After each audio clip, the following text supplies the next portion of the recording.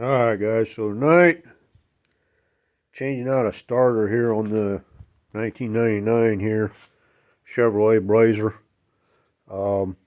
This is a four-wheel drive, 4.3 liter.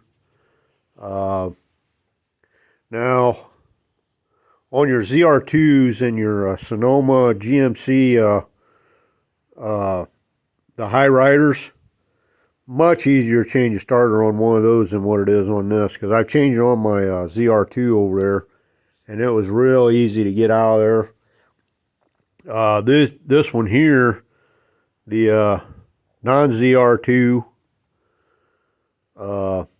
four-wheel drive unit, very difficult to take out, guys, to get them starters out of there. I've been fighting with that for couple hours now, trying to figure out how to get this thing out of here. And so what I had to do is turn that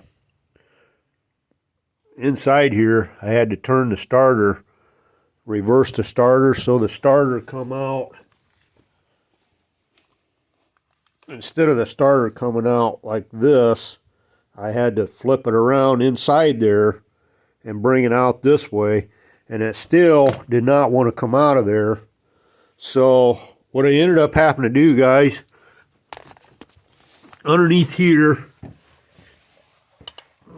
these two nuts here, I took them off so I could jack up right here. I got the jack on this here. Now just be careful on how high you want to go, because I was hearing something that made a popping noise, and as you can see right there, guys, that switch is right up against the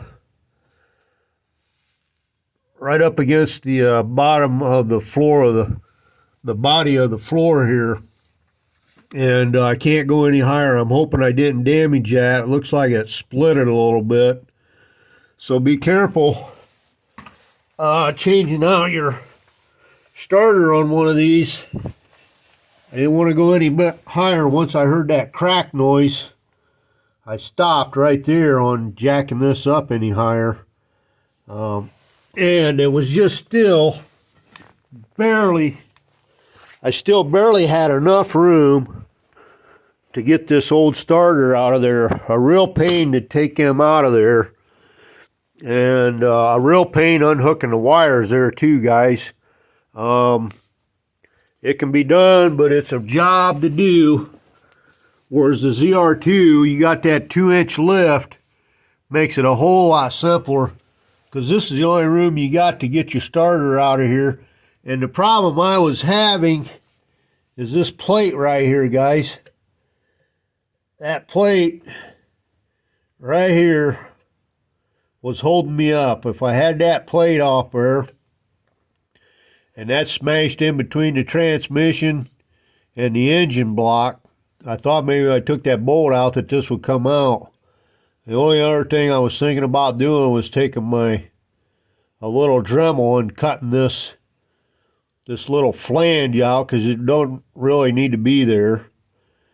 If take Dremel and cut that out, you might make it a little bit easier taking that one out. Taking your old one out. I haven't got the new one in there yet, as you can see, so I'm not sure how difficult that's going to be. But if it's a real major problem, I'll throw in another video there on how I ended up getting it up in there. I may end up taking a Dremel and cutting this out right here, so I can get the new one up in there a little bit easier. But I was watching another video. A guy said he was able to take his out of there without jacking up the jacking that transfer case up, or transmission, taking those bolts or them nuts off back here to hold your transmission and your transfer case on there. But like I said, be real careful on jacking, how high you jack that up, because right now, like I said, I hope I didn't damage that switch under there. But real pain getting them out on one of these. And the starter wasn't bad. I mean, the starter was just, I got a lot of miles on this, almost 400,000 miles. And I've never replaced a starter on this. And I notice it starts okay, but it doesn't crank it over like it used to. So I'm thinking the starter's probably getting a little bit weak. It's got to be getting weak at 400,000 miles on that original starter. Like I said, the starter's never been changed on this vehicle, and we're close to 400,000. And it's a 1999, and it's had a lot of startups with that starter. So I'm just basically doing it for maintenance precaution, because I know that starter's got to be getting to be at its end of its life there. But anyways, guys, real booger getting those out of there. Like I said, it can be done, but be prepared to, especially getting them wires, those two wires off there, was a real difficult job for me to get those off. What I ended up using, one of these here long, the one nut is a 5/16, a small one. I ended up using this long extension to break it loose, and then once I broke it loose, I used my little ratchet here with a 5/16 socket, the little 1/4 inch, and I was able to get it once I had the starter. Once I took the starter bolts out, I had the starter setting in there kind of like this at an angle, and then I was able to get in there with the ratchet. It was a real booger to get that in there. And then on the bigger one, on the 1/2 inch, I broke it loose. I think I had this set up here is what I had on getting it. I was using the 1/4 inch. This here's one of them Harbor Freight ratchet that extends out, and this is what I use to get the bigger nut off for the positive post on the starter itself. This one back here, I thought I had to take 3 of them off, but I didn't need to take that one off. That one there goes from the. But this one down here, which is a 1/2 inch nut for the positive terminal, I think. Or maybe it's the negative, I don't know, but whichever it is. That one I ended up using this here. And like I said, I had that starter out, and I just kind of had it setting in there like this at an angle to where I had enough room. I could actually get, I had to use both hands to get up in there like that. And then I was able to turn this enough.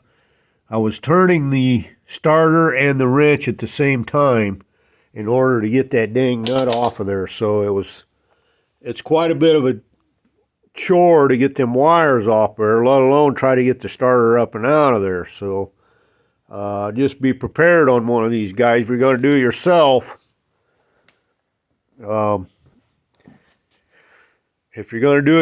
be prepared that it's kind of a rough job to do. So I wanted to throw that video out there in case some other people. I didn't see a whole lot of videos out there on changing that starter out on one of these here, the standard 4-wheel drive. Like I said, this is 99. I think it's from 98 to 2004. You're going to run into that same problem. Now, if you got the ZR2, a real simple job. I've already changed the one on my ZR2. We thought we had a bad starter, or the starter did go bad on that one at about 250,000 miles. Real simple on that one though, on the ZR2, because you got a 2-inch lift on there. Makes it real nice there. You can get up in there. On this one, not so easy, guys. Very difficult. A very difficult job. So I wanted to throw that video out there. Be prepared if you're changing your starter out on one of these, and probably the same with the S10 pickup. With that 4.3 liter motor, it's going to be the same issue. You're going to have that same issue there. Like I said, I was not able to get it out of there with that little plate that was hanging in right in the way. If I had that plate out of the way, it would have come out of there a whole lot easier. But with that plate sticking down, like I was showing you, that little black plate that was sticking down there, that there was causing some major issue on getting that starter out of there. So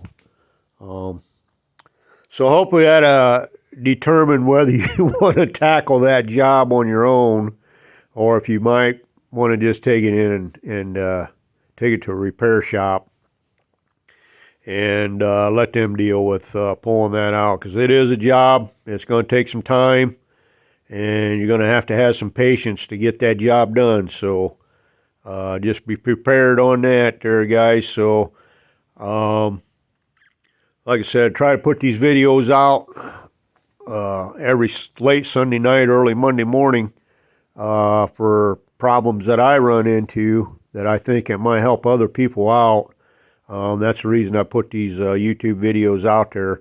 And this here is an example of what I'm talking about. This here is kind of a major job to do. So before you start that job, just be prepared. It can be done, but you're gonna be struggling to get that starter out of there. So wanted to throw that video out there for some people on these S10 from 98 to 2004. S10 pickups probably going to be the same as the Blazer here. So like I said, if you got the ZR2 or the GMC High Rider, not an issue at all. Them come out real simple, because you got plenty of room there to work that starter out of there, and plenty of room also to get your hands in there to undo the wiring. On the ZR2 now, I didn't even have to take the starter out first. I didn't have to take the starter bolts out. I could actually reach in there with wrenches and get in there and take the two wires off. This one, not the case. This one here, I had to drop it down like I was showing you, tilt it sideways a little bit, so I could actually get in there to take the nuts off the wiring there for the wiring it hooks to the starter. So I guess that'll wrap this video up, guys, and we'll catch you all on the next video.